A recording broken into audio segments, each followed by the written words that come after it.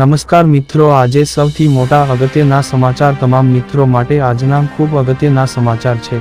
આજના 8 મોટા સમાચાર। પ્રથમ સમાચાર, હવામાન વિભાગની આગાહી। ઉપરાંતના સમાચાર, ગુજરાતમાં આજે ક્યાંક પડશે અતિભારે વરસાદ। ઉપરાંતના સમાચાર, ઘર ઘંટી સહાય યોજના। ઉપરાંતના સમાચાર, જીઓ લાવ્યું ઓફર। ઉપરાંતના સમાચાર, હવે ફાસ્ટેગથી કપાશે સીધું જ ચલણ। ઉપરાંતના સમાચાર, 10 મિનિટમાં બની જશે પાન કાર્ડ।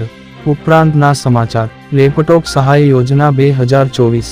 ઉપરાંતના સમાચાર, વર્ષ 2024ની એક ચાલુ યોજના। આ બધા સમાચાર વિગતવાર જાણીએ ચાલો। પ્રથમ સમાચાર જાણીએ, હવામાન વિભાગની આગાહી। અંબાલાલ પટેલની આગાહી પ્રમાણે આવનાર 3 દિવસ એટલે કે 26, 27 અને 28 તારીખના રોજ ભારેથી અતિ ભારે વરસાદની સંભાવના વ્યક્ત કરવામાં આવી છે। હવામાન આગાહી, હવામાન વિભાગ 2024 આજે આણંદ, પંચમહાલ, વડોદરા, છોટાઉદેપુર, સુરેન્દ્રનગર, અમરેલી, ભાવનગર અને ગીર સોમનાથમાં ભારેથી અતિભારે વરસાદની આગાહી હવામાન વિભાગે વ્યક્ત કરી છે। જ્યારે 27 જૂને પંચમહાલ, દાહોદ, મહીસાગર, વડોદરા, વલસાડ, દમણ, દાદરાનગર હવેલી, અમરેલી તેમજ ભાવનગરમાં ભારે વરસાદની આગાહી વ્યક્ત કરવામાં આવી છે। અંબાલાલ પટેલની આગાહી, આજથી જામનગર આજુબાજુના વિસ્તારોમાં આવનાર 3 દિવસ સુધી વરસાદી ઝાપટાં પડશે। જ્યારે નવી આગાહી પ્રમાણે 28 જૂન આસપાસ જામનગરમાં ભારેથી અતિ ભારે વરસાદ પડશે। ઉપરાંતના સમાચાર, ગુજરાતમાં આજે ક્યાંક પડશે અતિભારે વરસાદ। હવામાન વિભાગના જણાવ્યા અનુસાર આજે ગુજરાતમાં ભારેથી અતિભારે વરસાદની આગાહી કરવામાં આવી છે। ઉત્તર, મધ્ય અને દક્ષિણ ગુજરાતમાં મેઘરાજા ધમરોળે તેવી શક્યતાઓ છે। આ તરફ સૌરાષ્ટ્રમાં પણ ભારે વરસાદની હવામાન વિભાગે આગાહી કરી છે। હવામાન વિભાગની આગાહી અનુસાર 3 જિલ્લાઓમાં વરસાદનું રેડ એલર્ટ જાહેર કરવામાં આવ્યું છે। તેમજ અન્ય જિલ્લાઓમાં પણ હળવાથી મધ્યમ વરસાદની આગાહી કરી છે।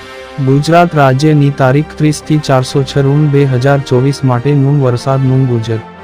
ગુજરાતના 3 જિલ્લામાં વરસાદનું રેડ એલર્ટ હવામાન વિભાગના જણાવ્યા અનુસાર આજે જામનગર, દેવભૂમિ દ્વારકા અને વલસાડમાં રેડ એલર્ટ જાહેર કરવામાં આવ્યું છે।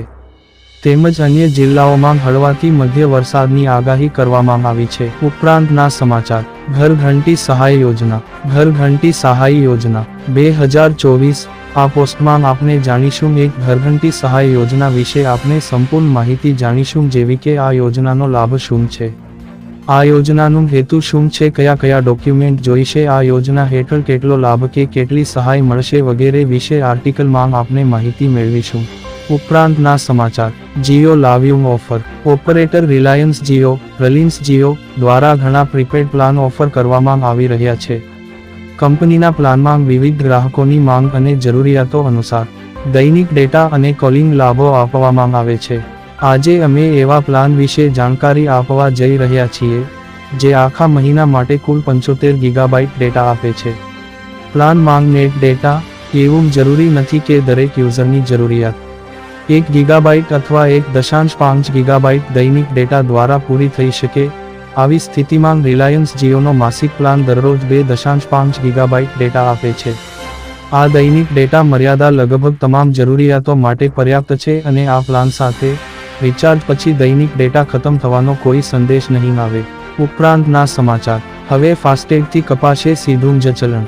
માર્ગ સલામતી વધારવા માટે સરકાર સમયાંતરે નિયમોમાં ફેરફાર કરતી રહે છે।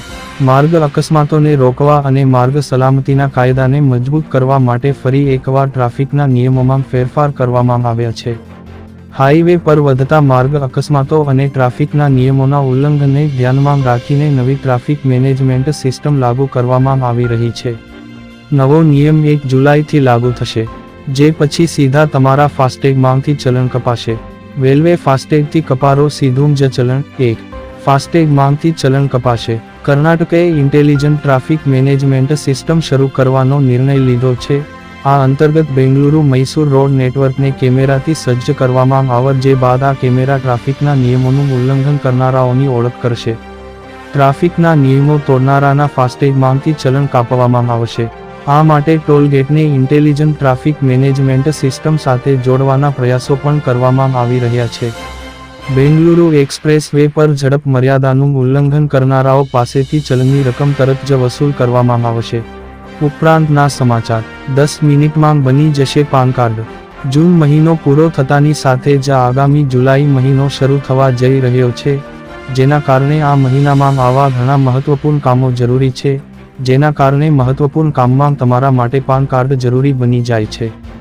જેના કારણે અમે તમને પાન કાર્ડ માટેની અરજી વિશે જણાવી રહ્યા છીએ. લોકો માટે પાન કાર્ડ પણ એક મહત્વપૂર્ણ દસ્તાવેજ બની ગયું છે, જેના વિના કોઈ કામ થઈ શકતું નથી. તો તે તમને માત્ર 10 મિનિટમાં પાન કાર્ડ કેવી રીતે બનાવવું તે જણાવશે. વાસ્તવમાં પેન કાર્ડ માટે અરજી કરવાની પ્રક્રિયા સરળ છે. જે કોઈ પણ નાગરિક પોતાનું પેન કાર્ડ બનાવવા માંગે છે તે બે રીતે અરજી કરી શકે છે, એક ઓનલાઈન અને બીજી ઓફલાઈન. આ રીતે તમે 10 મિનિટમાં એ પેન મેળવી શકો છો. અહીં અમે તમને જણાવી રહ્યા છીએ કે કેવી રીતે 10 મિનિટમાં પાન કાર્ડ માટે ઓનલાઈન અરજી કરવી. પાન ઓનલાઈન બનાવવાની પ્રક્રિયા ખૂબ જ સરળ છે અને તમે તેના માટે તમારા પીસી અથવા ફોનથી ઘરે બેસીને અરજી કરી શકો છો. ઉપરાંતના સમાચાર લેપટોપ સહાય યોજના 2024. લેપટોપ સહાય યોજના 2024 ગુજરાતમાં વસતા ગરીબ અને જરૂરિયાતમંદ વિદ્યાર્થીઓને લાભ આપવા માટે ગુજરાત સરકારે એક યોજના શરૂ કરી છે. આ યોજનાનું નામ લેપટોપ સહાય યોજના છે. રાજ્ય સરકાર તમામ વિદ્યાર્થીઓને મફત લેપટોપ આપશે. રાજ્યમાં રહેતા કેટલાક ગરીબ વિદ્યાર્થીઓ લેપટોપના અભાવે ઓનલાઈન લેક્ચરમાં હાજરી આપી શક્યા ન હતા. તેથી જ ગુજરાત સરકાર ગુજરાતમાં વિદ્યાર્થીઓને મફત લેપટોપ આપશે. ઉપરાંતના સમાચાર વર્ષ 2024ની એક ચાલુ યોજના. રાજ્યમાં માર્ગ અકસ્માતોના બનાવો વધી રહ્યા છે ત્યારે ગુજરાત સરકાર દ્વારા બુધવારે એક મહત્વની જાહેરાત કરવામાં આવી હતી.